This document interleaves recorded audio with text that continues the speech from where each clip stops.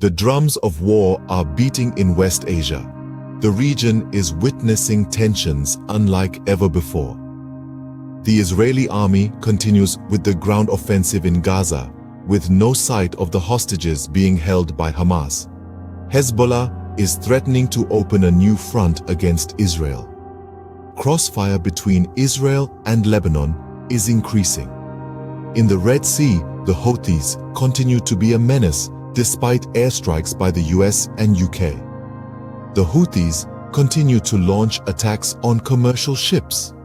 And there is one state that's acting behind the scenes, a clerical regime that threatens the dominance of America and Israel, because there's one thing common between Hamas, Hezbollah, and the Houthis, and that is the Islamic Republic of Iran. Ever since the 1979 Islamic Revolution that swept through Iran, the nation has been run by a clergy supported by the Islamic Revolutionary Guard Corps.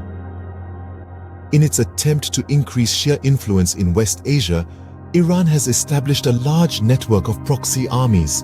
These proxies conduct operations on behalf of Iran's wishes and support. This is part of the Shia Crescent. Iran wants to unite Shia Muslims in West Asia as part of its ideology. This starts with the Houthis of Yemen. Then there's Iraq and Syria, where multiple proxy forces are managed by Iran. And there's Hezbollah in Lebanon and Hamas in Gaza. Iran's Shia influence is interconnected, an arch-like coverage giving it the name the Shia Crescent. Iran's influence and presence in these nations is massive. It comes in the form of emotional support, financial aid, and weapons.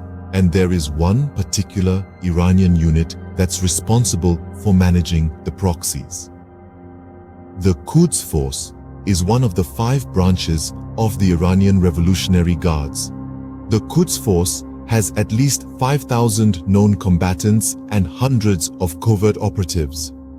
The special unit undertakes unconventional warfare, guerrilla warfare, military intelligence operations, and supports and manages Iran's non-state actors in the Shia Crescent.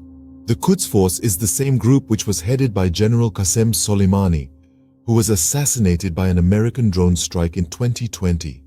Apart from the Quds Force, Iran has a force to reckon with in the Global Firepower Index. The Shia nation is in the top 15, and Iran's firepower bothers America and its allies. Iran has a total troop strength of over 1 million soldiers, almost 2,000 tanks, and 4,000 artillery units. The naval fleet has over 100 ships with 19 submarines, and Iran has almost 200 fighter jets, though most of them are decades old. But the biggest force multiplier are the long-range missiles.